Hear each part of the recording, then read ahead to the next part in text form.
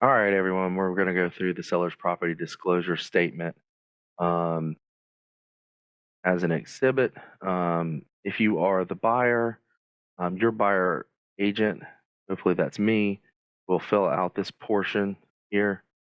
If you are the seller, the buyer's agent will fill out this portion, so you do not need to worry about filling this portion out. We're going to go through this line by line. So if you want to skip ahead to the portion where you might have a question, that's fine. But we're going to go through it line by line. So the overarching theory behind this document is that it is a disclosure to the buyer of all things known or believed to be true by the seller. This is a legally binding document that does survive closing. So I always tell all sellers to over disclose anything that you might know about the property or anything that you know that might need to be repaired. So, for instance, if you had a roofer come over and give you a quote on a roof repair, definitely disclose that. If there's anything that you decided to not fix but they brought up, disclose that. So, for instance, say you needed some shingles patched and they said that, hey, the vent stack boots are looking a little on the edge and might need to be replaced soon, but you opted not to replace them. Always a good idea to disclose that a roofer said that they could be getting to the end of their age and likely will be need to replaced at some point in the future. All that's to prevent a buyer to come back from coming back to you and saying, hey, we have proof from this roofer that you didn't disclose that the vent stack boots needed to be replaced, and you knew that at the time when you were selling the property, because here's the quote that they gave you, and here is the quote that here's where it says, they advised you to replace them. And so they could come back and say, hey, you owe us, we had to replace them, you owe us for that replacement. Whether they would be successful or not sure. But that would be something that you would have to go to court for if they wanted to take it that far. But there could be other things that come up that's much bigger than that: foundation issues, mold, stuff like that. So I always say over disclose, and to the best of your knowledge, remember items like that. So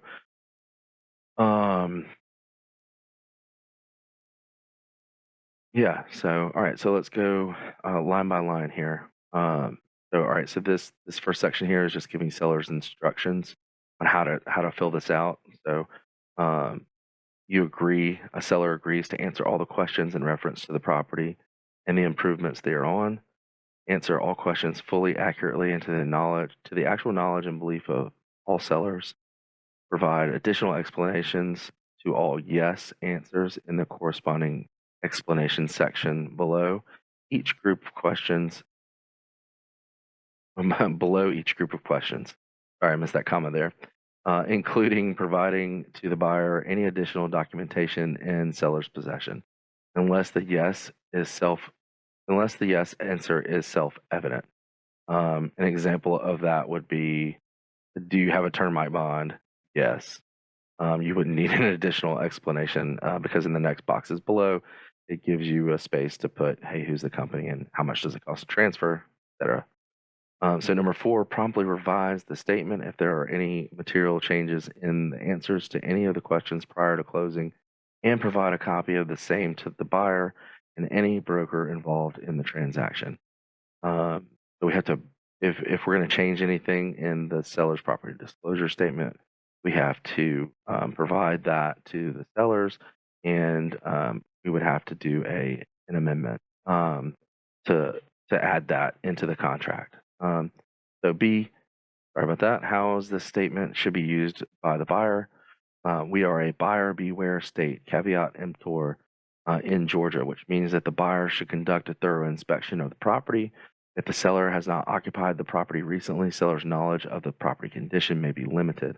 Buyer is expected to use reasonable care to inspect the property and confirm that it is suitable for buyer's purposes. If an inspection of the property reveals problems or areas of concern, that would cause a reasonable buyer to investigate further, buyer should investigate further. A yes or a no answer to a question means yes or no to the actual knowledge and belief of all sellers of the property. So that's basically saying it's on you to do an inspection to uncover any kind of things that might cause you to not want to buy the property. Furthermore, for something to have been covered up by the seller, or if you believe they covered it up and did not disclose it, it would have to be an item that you could not have found with a reasonable inspection or a reasonable thorough inspection. If an item could have been found through a thorough inspection, the court's going to toss that out, and you're just going to be spinning your wheels because it is a buyer beware state. For instance, if there's a giant hole in the in the floor of the living room underneath an area rug, and you don't move the area rug to look at it, and then they move, and that hole's there, um,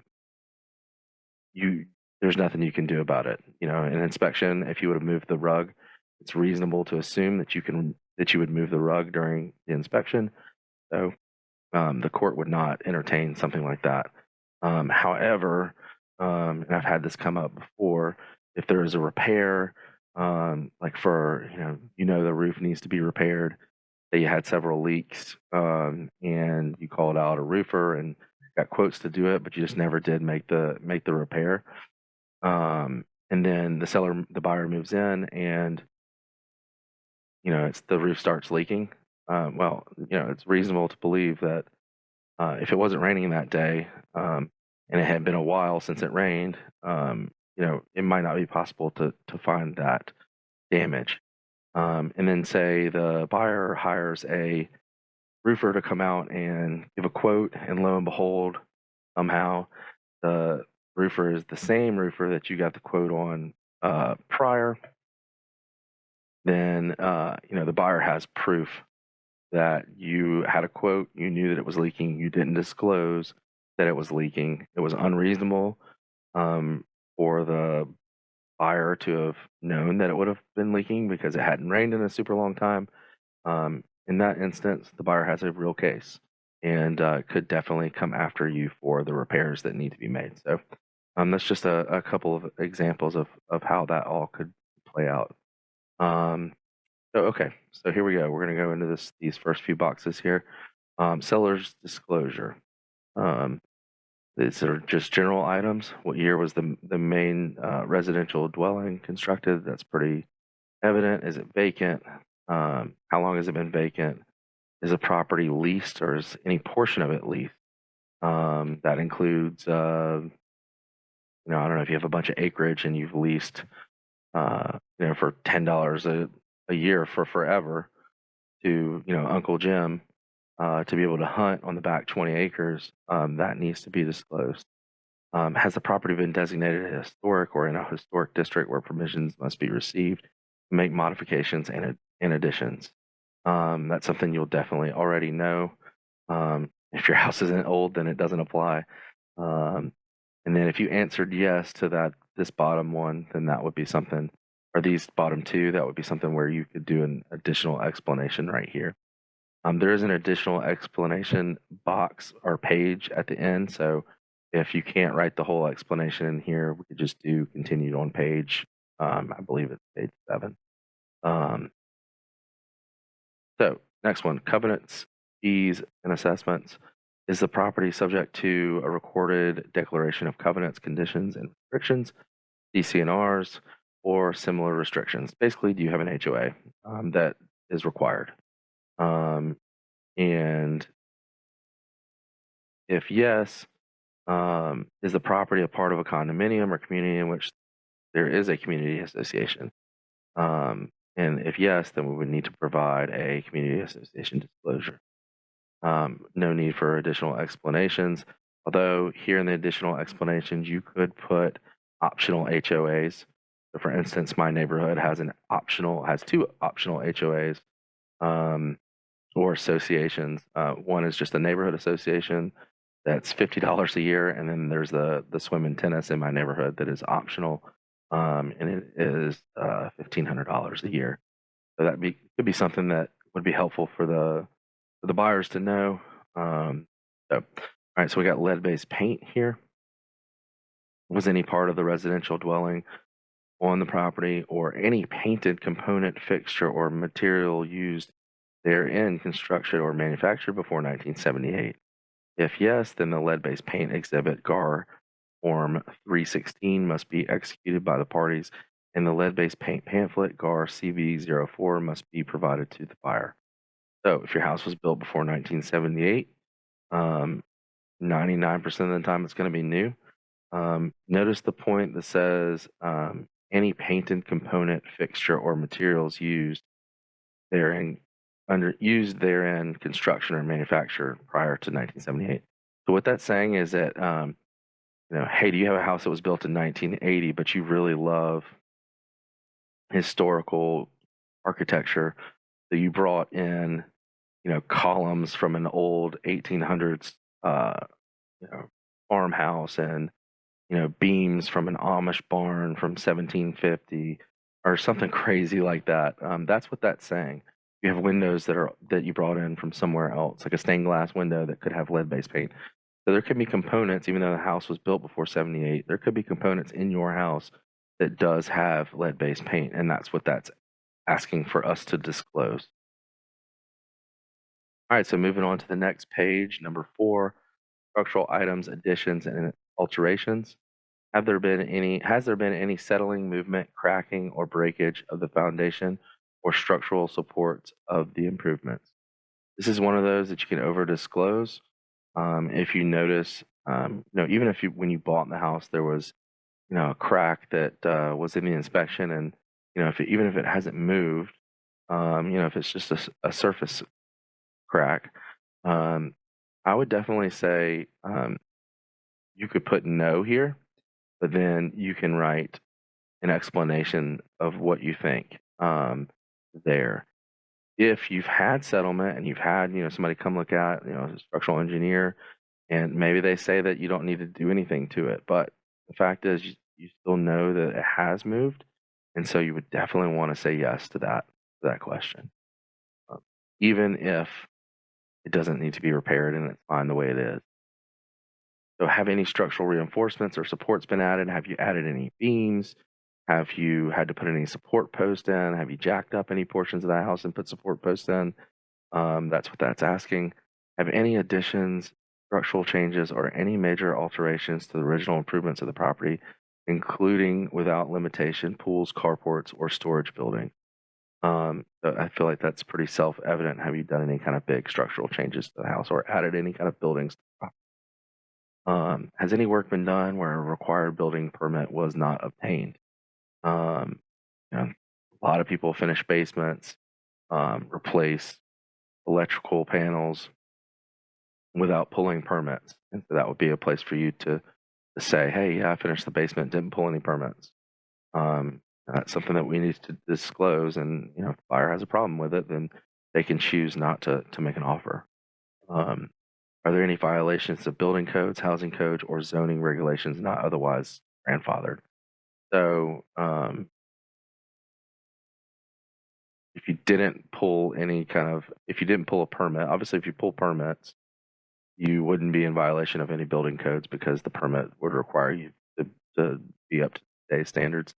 An example of this would be, say you replace the electrical panel, didn't pull a permit, and didn't put in arc fault breakers.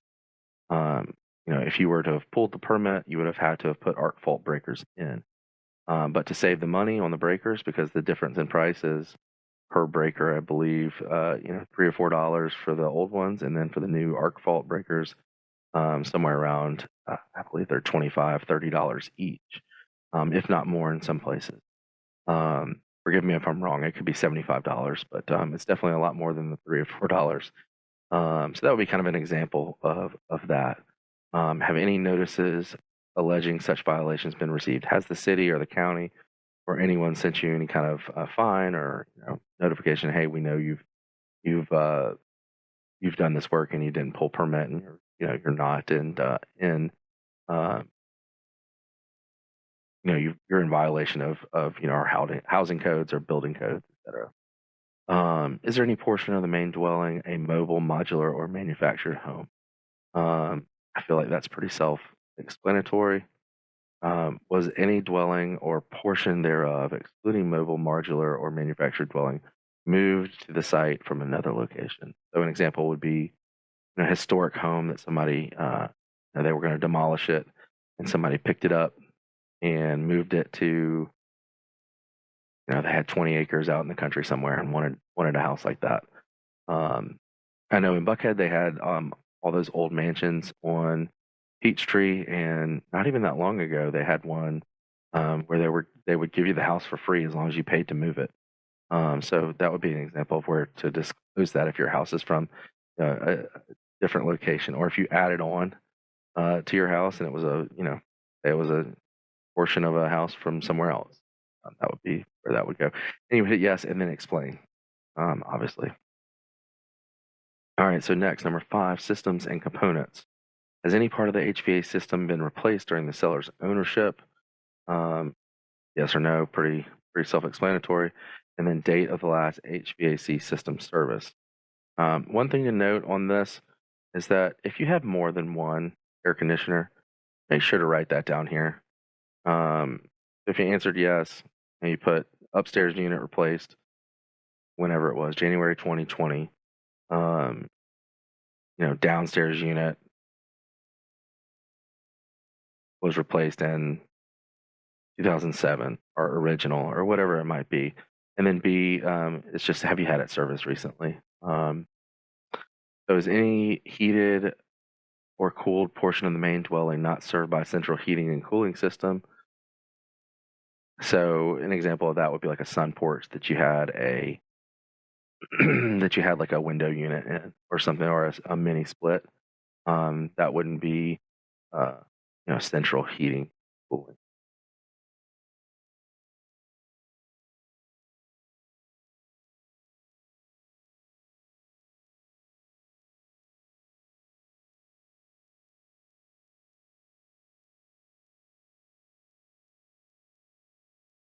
All right, so let's cut that out. Let's do number 5 again. All right, systems and components. Number 5. Has any of the HVAC system been replaced during the seller's ownership?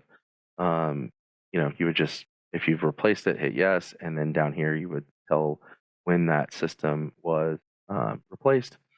And if you only replace the air conditioner and the inside unit is still original, or split that up. Say outside air condenser was replaced January 2020. Inside unit still original.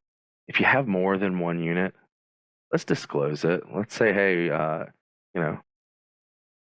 upstairs unit January 2020, downstairs unit December 1947, or whatever the number might be, basement 2002. If we don't know that, then obviously we just won't put anything, but we could just put house has 3 unit, unsure about the age of upstairs and downstairs, but the main floor was replaced XYZ.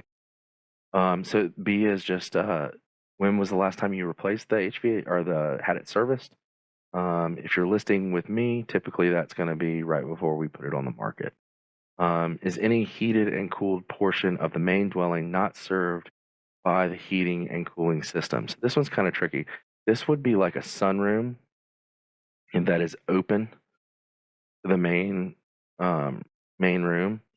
So in some of these smaller homes, they'll add a sunroom on the back, and at one point in time, it was all covered in and there was just a door going out, but at some point in time somebody took out the wall and exposed it to the inside of the house, and so it makes it feel bigger. But if there's no air conditioner ducting in that room, then that's something that you need to disclose, even if that has a mini split in there or a wall system. If the central heating and cooling system is not does not service that portion of the house that needs to be disclosed. Is any portion of the heating cooling system in need of repair or replacement? Okay, so that's pretty evident or pretty self-explanatory. E, does any dwelling or garage have aluminum wiring other than the primary service line? So they used to use aluminum wiring primarily in before like 1970. And some in the 70s, some in the 70s too. So maybe like prior to 1975. If it was installed correctly, it's really not that big of a deal. But that's something that a buyer would want to get inspected. If you have to replace the entire system if it wasn't installed correctly, then it's a huge fire hazard. And replacing the electrical throughout the whole house is a very, very expensive process. So yeah, that would be what that is. Are there any fireplaces or decorative only in need of repair? So it's pretty self-explanatory there. Do you have a fireplace that doesn't work, or is the flue broken? Whatever that might be. Have there been any reports of damaging moisture behind exterior walls constructed of synthetic stucco? So this is just there's a negative connotation to stucco, soft coat stucco, the synthetic stucco, and if it was installed incorrectly, it could have moisture back behind the walls and wick moisture up through the wall system. So it's just asking if you've got synthetic stucco, have you had any reports done that showed moisture in the exterior walls? Are any systems components subject to a lease or rental payment? HVAC, security system, appliances, generators, etc. Do you have anything at the house that is on a lease plan or a rental payment plan? So it's popular with air conditioners now that you can do like a 10-year payment plan. So technically, you would be renting it until you paid it off. That would be where you would want to disclose that. All right, so moving on to number 6. Approximate age of the water heater. How many years do you think that is? Going back to your seller's property disclosure statement when you purchase the property, might help you answer that question. Otherwise, we can look up the serial number. But if we just can't figure it out, we can put unknown right there, and then it's just kind of on the buyer to figure out what it is. What's the source of the drinking water? Public, private, well, pretty self-explanatory. Never seen private before. I don't know if that's prevalent in other parts of the country, but here in Georgia, I have yet to see a private water source. I assume that's if you had like a lake and then a water filtration system. I have no idea what that would be. Or maybe like a community, like something like Serenbe that might have their own private water system that they pay for, something like that. I assume that's where that would come from. If the drinking water is from a well, you have the date of the last service. If the drinking water is from a well, has there ever been a test that the results of which indicate that the water is not safe to drink? If yes, what date was that test performed? What is the sewer system, public or septic? Again, I've never seen private. If the property is served by a septic tank, how many bedrooms was the septic tank approved for by the local government authority? Every county or city has a environmental health department that has all records of known septic systems, especially the newer that your house is, the more likely that the city is going to have a detailed or the county is going to have a detailed map of where the septic tank is, the name of the brand, the type, and how many bedrooms it is set for. The size of the septic tank will determine how many bedrooms and bathroom, or how many bedrooms it's zoned for. So if it has, and the bedrooms are all assuming that there's like 1 or 2 people living in each bedroom, and then that's how much, estimated amount of water and sewage being put through that will determine the size of septic tank that you need. But where that could be an issue is if you have a 3-bedroom septic tank and you had like a little 1,400 square foot ranch with the original septic tank from 1950 in it that was built for 3 bedrooms and 2 bathrooms, and somebody came in and put a second story on the house and put an additional, um, 4 or 5 bedrooms upstairs, and they kept 1 bedroom, 1 bath down in the main floor. Then that septic tank is certainly going to fail very, very soon, and those field lines will also fail. So that's why that's important. Is the main dwelling served by a sewage pump? Obviously, if you don't have a septic tank, you don't have a sewage pump. However, I guess you could have a sewage pump technically if you have a basement renovation where you need to pump the water um, up and out of the house. Um, that could technically be considered a sewage pump. So that would be something that you could disclose. Um, has any septic tank or cesspool on the property ever been professionally serviced? So if so, give the date of the service. It's definitely something that I recommend doing as a seller. If you have a septic tank, go ahead and get that a septic tank clearance letter um, and take care of any repairs that need to be done um, in that case. It'll make the buyer feel comfortable. It certainly won't be cheap, but it'll definitely go a long way and kind of alleviate any stress you might have from the buyer bringing that up during an inspection. Um, Are there any leaks, backups, or similar problems with any portion of the plumbing, water, or sewage systems or damage therefrom? So, uh, are there any current leaks or any problems with the plumbing system that you are currently aware of? This is also, yeah, that's what that would mean there. Is there any polybutylene plumbing other than the primary service line? So polybutylene, if you look under your cabinets or at your water heater, if you see gray or bluish gray pipes attached to copper fittings, that's polybutylene. That's not a great thing. There was a class action lawsuit back in the 90s for polybutylene. It's subject to rupture without notice. Um, they thought this was going to be the next best thing. They thought it was going to be better than PVC or really anything.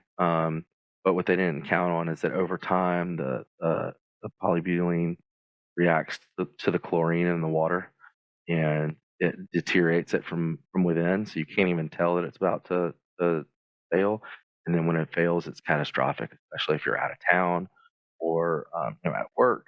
Come home and the entire house is flooded. So that happened enough times in the 80s and 90s that they stopped making it, and there was a huge class action lawsuit uh, that was won by the plaintiffs. Not a lawyer, but I think that's what you're supposed to say.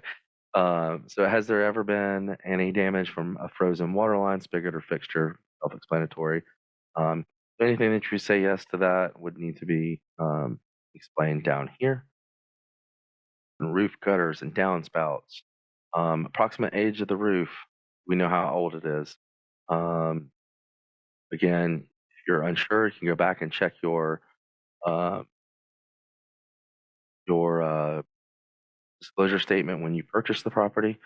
That might help you know. Or if the house is 10 years old, 99.9% of the time, the roof is going to be 10 years old. So that would be that. B, has any part of the roof been repaired during the seller's ownership? Self-explanatory. Are there any roof leaks or problems with the roof flashing, gutters, or downspouts? Be somewhere you would want to disclose that and remember that story from the beginning of this video there. All right, so flooding, draining, moisture, and springs. Is there now or has there been any water intrusion in the basement, crawl space, or other parts of any dwelling or garage or damage therefrom? Pretty self-explanatory. Has there ever been any water Now, if if somebody left the window open and it rained inside, yeah, there's moisture, but that's not from water intrusion from the foundation leaking or anything like that. So that would not be something that you would need to necessarily disclose. But if you wanted to over disclose, you could write that down there. Have any repairs been made to control water intrusion in the basement, crawl space, or other parts of any dwelling or garage? So have you done anything to control water? Is any part of the property or improvements thereon presently located in a special flood hazard area? You find that out by going to the FEMA website or to the Georgia DFIRM website. But if you're not in a low-lying area near a body of water, um, you're probably not in a floodplain. Has there ever been any flooding? This question became super relevant in 2009 when we had those 500-year floods, or the 500-year flood. Are there any streams that do not flow year-round or underground springs? Okay, so not really relevant. Underground springs maybe here in Georgia, but the streams that don't flow year-round, definitely not something that I've seen a lot of. But if you know that there is something like that, disclose it. Are there any dams, retention ponds, stormwater detention basins, or other similar facilities? This is talking about on your property. This is not talking about in the neighborhood or anything like that. So usually, if there's something like this, you've got a lot of acreage, especially the dam. So moving on to number 9, soil and boundaries. Are there any landfills other than foundation backfill, graves, burial pits, caves, mine shafts, trash dumps, or wells in use or abandoned on the property? So burial pits and um, trash dumps are definitely something that I've seen before. Uh, Trash dumps usually happened when they were building the house, and some of the workers, they dig a hole with a excavator and just dump a whole bunch of trash rather than having to carry it off. And eventually, what happens, that trash deteriorates and then causes sinkhole, and that's why this is important to know if there's anything on the property that might cause any kind of sinking or settlement in the future. So, is there now or has there ever been any visible soil settlement or movement? Have you noticed anything like that? Have you had it checked out? Uh, just remember, over disclose. Are there presently any encroachments, unrecorded easements, or boundary line disputes with a neighboring property owner? So this would be something like, hey, the neighbor built their fence 4 foot onto my property, and we are currently in a dispute with the city or with whoever about about that. Are there any unrecorded easements? Um, I've not seen that before, but that might be something like, you've got an agreement with Uncle Jim for a lifetime lease of the back 40 acres. Definitely seen something like that before. Um, So we can talk further about that if you have any questions about that one. That would be a very unique scenario um, that's not going to apply to most people. Do any of the improvements encroach onto a neighbor's property? Again, that would be something like a fence. Uh, Certainly, you would not put an addition or a deck onto somebody else's property. But it could be that you and the neighbors are really good friends, and y'all wanted to build a deck together and say you built one giant deck in between the two houses because you like to cook out together and your families uh, had fun together, cooked out, whatever it might be.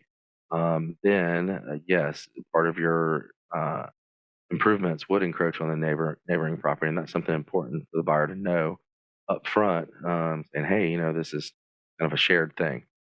Is there a shared driveway, alleyway, or private roads servicing the property?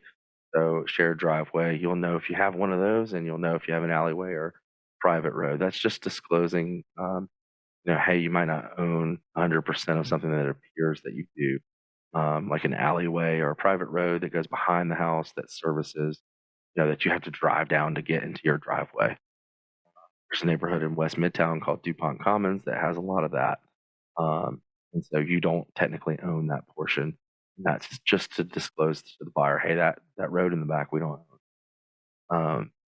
Termites, dry rot, pests, and wood destroying organisms. Are you aware of any wildlife accessing the attic or other interior portions of the residence? Pretty explanatory.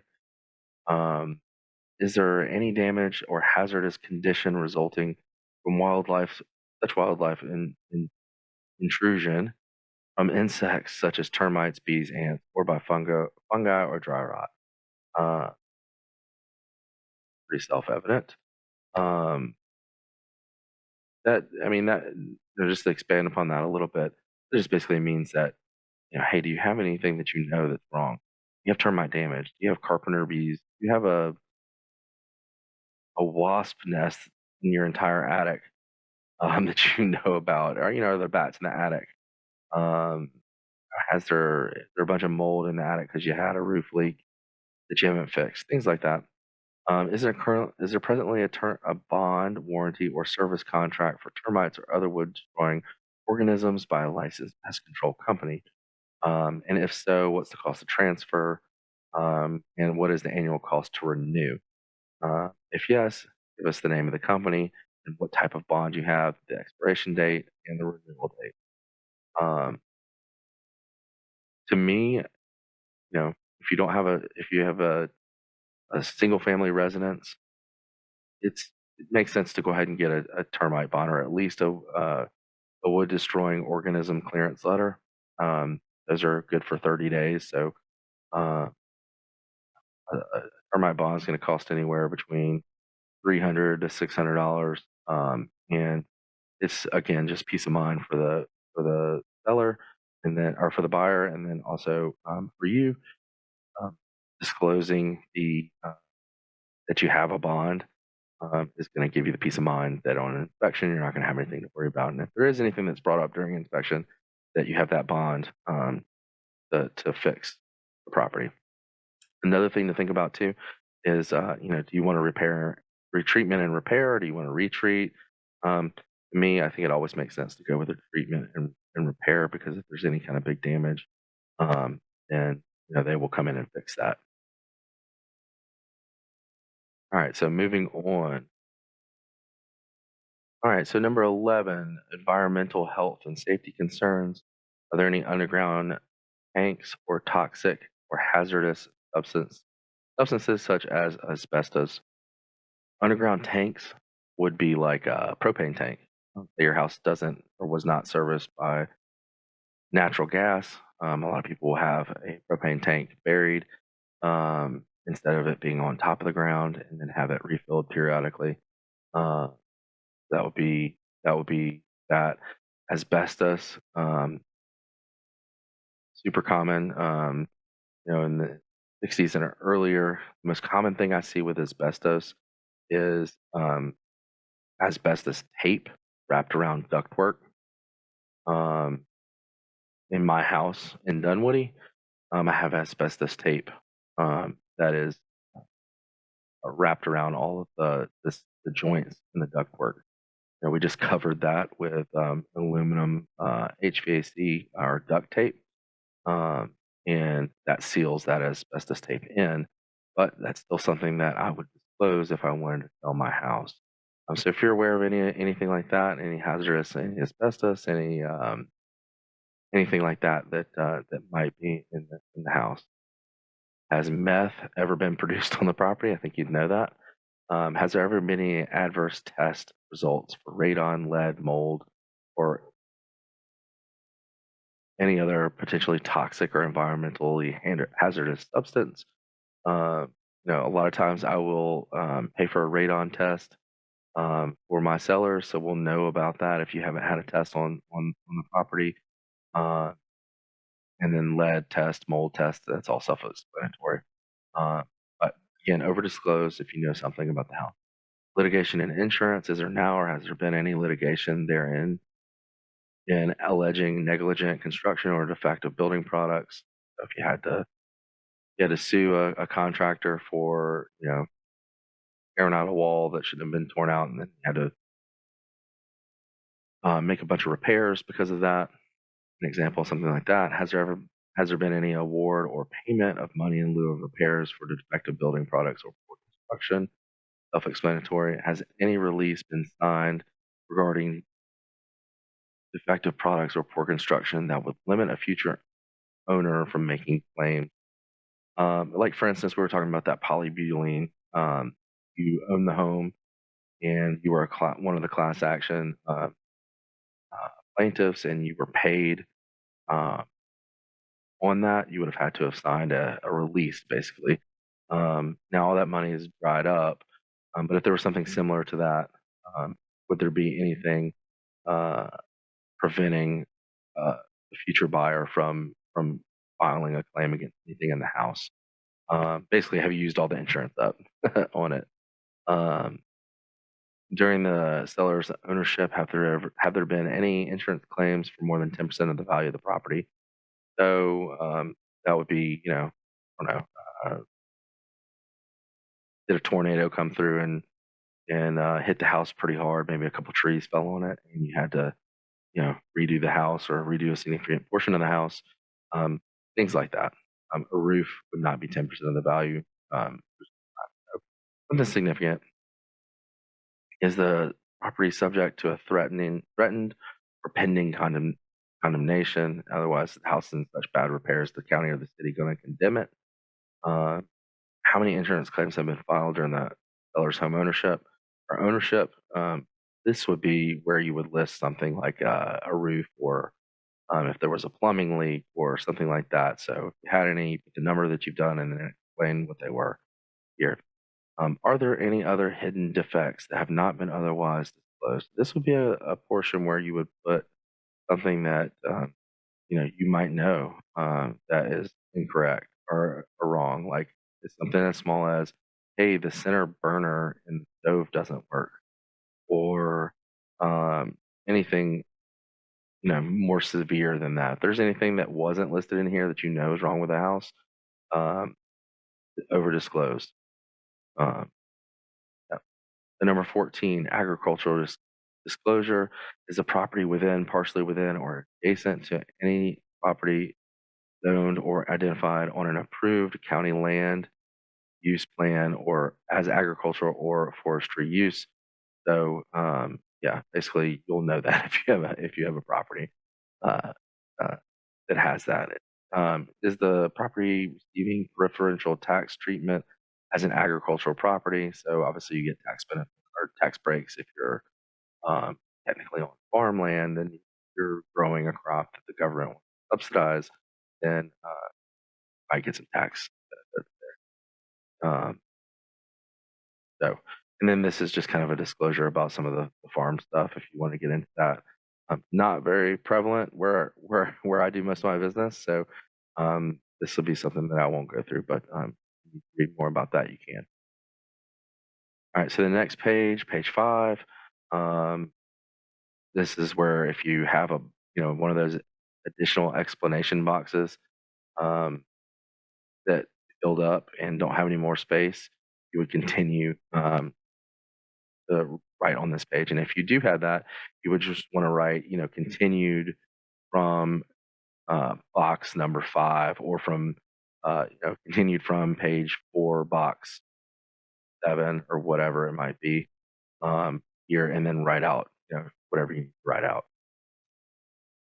Okay, so this is an important page here, page 6. We're almost to the end here. This will be the last page, next, then the signature page. So this is a fixtures checklist, and how do we use this? It's often unclear what constitutes a fixture which remains with the property versus personal property, which does not remain with the property. As a rule of thumb, guys, a fixture is something that is bolted to the wall, screwed to the wall, that is not a decoration. So, for instance, a fixture might be, um, uh, here's a good example, a microwave that is built in over the top of the stove or wherever is a fixture. A microwave sitting on the counter is not a fixture. That's kind of a good example. And then anything that kind of be in between, like for instance, technically, curtain rods are a decoration. They can also be considered a fixture. So it all depends on what they check or don't check in this box. So you want to be extra careful that you correctly fill this portion out because this is legally binding. So if you put that the washer and dryer stay on accident, they stay. There's nothing you can do unless the seller or the buyer agrees to change it. Once everybody signs, this is solidified. We can ask them to change it, but they don't have to agree. And if you take it and it's supposed to stay, you're gonna have to put it back, or you're gonna have to pay for new ones. So let's make sure we get this right. To avoid disputes, sellers should have the right to remove all items on the checklist below that are left blank. Anything that's blank, you take with you. Items on the checklist below that are checked or marked shall remain with the property. All items remaining with the property shall include remotes and/or all accessories necessary for use, unless otherwise indicated. If an item is left blank, the seller may remove all of that item from the property. For example, if the refrigerator is left blank, the seller may remove all refrigerators on the property. This checklist is intended to supersede the common law of fixtures with regard to the items below. The common law of fixtures shall apply to all items not on the checklist. So that would be what I was talking about earlier about what a fixture is and not. Seller shall remove all items left blank prior to closing or the transfer of the possession, whichever is later. Seller shall lose the right to remove those items not timely removed, but shall remain liable for the costs of buyer having to dispose of such items, provided the buyer disposes of them within 30 days after closing. In removing items, seller shall use reasonable care to prevent and repair damage to the area where the item was removed. All right, so hopefully that makes sense. That's a lot, but that's just basically saying, laying out the law, what happens, the things that are left, and items that need to leave. So items identified as remaining with the property shall mean those specific items as they existed in the property as of the offer date.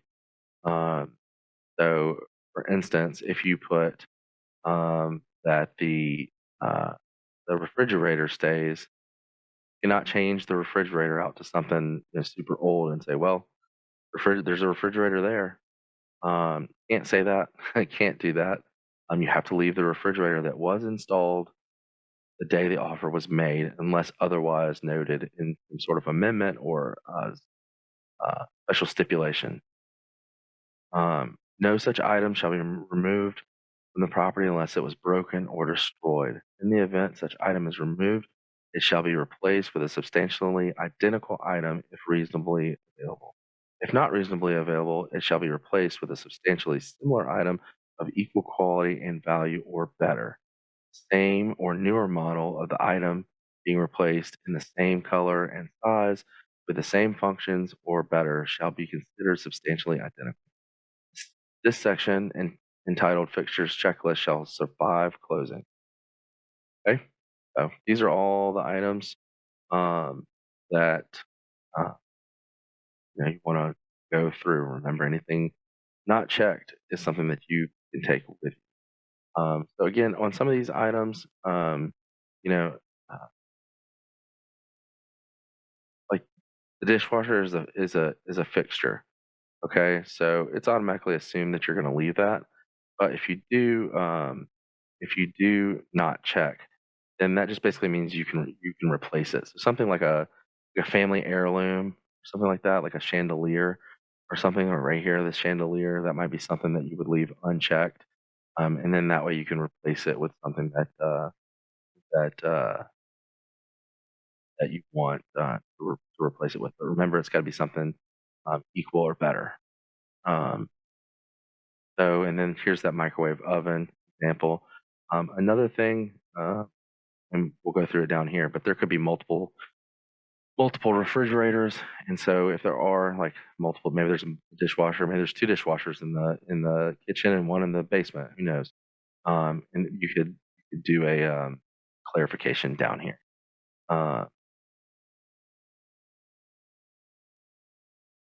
So yeah, basically anything that needs clarification, clarify it here. Anything that you need to make sure that everybody knows, just do it here. If we have to add an additional page with more explanations, that's fine. But let's make sure we're very specific here. There's no question when it comes to closing, and everybody's on the same page. There are a lot of self-explanatory things on here, but everything that's in this list is a result of some sort of dispute they've had in the past. So something as simple as switch plate covers.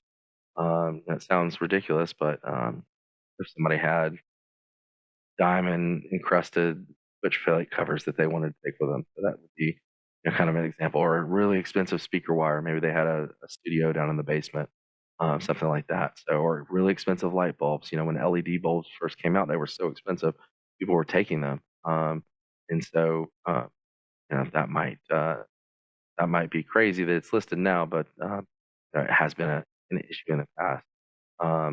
Hanging wall mirrors is another big thing, like a vanity mirror. Technically, those aren't fixtures; it's not bolted in. It's just it's hanging on the wall, just like a picture would be. So yeah, just go through all these, and anything that you have a question on, we'll talk about. Um, but let's make sure that we do it correct, and then there's a place here for other.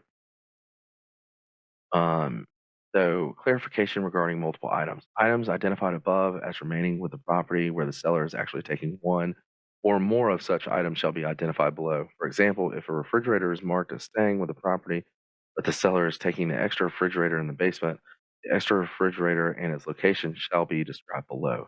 This section shall control over any conflicting or inconsistent provisions contained elsewhere herein. One thing to add to this, I mean, we already kind of went over this, but one thing to add to this is that the special stipulations in the main portion of the purchase and sale agreement supersedes this entire document. Okay, any amendment supersedes this entire document. So if there's a dispute here with something that's written in an amendment or a special stipulation in the purchase and sale agreement, then the purchase and sale agreement stipulation or the amendment would supersede anything here. So that's just a way of understanding kind of the hierarchy of it. An example of something like that would be uh, you weren't going to plan on leaving the washer and dryer, but the buyer comes in and says, "Hey, I want the washer and dryer," and they put in the special stipulations that the washer and dryer is considered a fixture of the home and shall remain at no cost to the buyer. Well, even though you didn't check that here, the washer and dryer still has to stay. Hopefully that makes sense. If you have any questions about that, just let me know. And this is a place where items in needing of repair. So this would be something like I was saying earlier about the gas stove, the center burner didn't light up, or the microwave doesn't work, or I don't know, something like that. Something that pertains with these items here. Where this can be super important is if the seller or the buyer comes in and they don't have a due diligence period, but they still get an inspection anyway, and they find something that you didn't put here. Um, Technically, they could get out of the contract because you didn't fix something or didn't disclose something that needed to be repaired, and so that is a way to kind of weasel their way out. So let's be anything that we're aware of. Let's list this here. Going on to the next page. All right, so this is just page 7. This is just the signature page. As sellers, we're going to sign this. As soon as you finish it, we're going to sign it before closing, so you can have it, make it available to the buyers that are looking at the property. So that's where we'll sign. If we have more than 2 signers, then you can add an additional signature page. That's all that means. If we don't have more than 2, which is, yeah, I don't think I've ever seen more than 2. But I guess it's happened before, so we would just have to add an additional signature page to get everybody's signature on there. I hope this is helpful. Kind of 30,000-foot view, over disclose, over disclose, over disclose, and just make sure we're being super thorough. And think of this document as not something uh, you don't want to use it to hide anything. This is can make the buyer feel really comfortable. So the more detail you can put into this for a buyer, um, will go a long way. And if the seller didn't wasn't very detailed when you bought your property, think about how helpful it would have been to have known um, more details about certain things. Like we were talking earlier, if you don't know the age of the water heater, how nice it would be to know, oh, hey, I already know that that's from 2015 or whatever the date is. But as detailed as possible without being over the top about it is definitely going to go a long way to helping the seller or the buyer feel comfortable about purchasing your home. And it will go a long way if there's any kind of dispute, or not necessarily a dispute, but just a question. If you're super thorough and super detailed, um, less likely that people are going to think that hey, they're trying to hide something, because at the end of the day, you can't remember everything, you can't know everything. There's definitely going to be things that you forget, and you don't want the buyer to think that hey, they intentionally hid something. So the more detailed you are, the more likely it is that they won't believe that. So let's be as detailed as possible. And if you have any more questions about this, please reach out. I'm happy to walk through all of this with you, or any questions. Just make sure to make a note of all of the things that you have questions with, so that we can knock it all out in one phone call and be super thorough. Uh, Thanks again, and hopefully this helped. And contact me with any questions.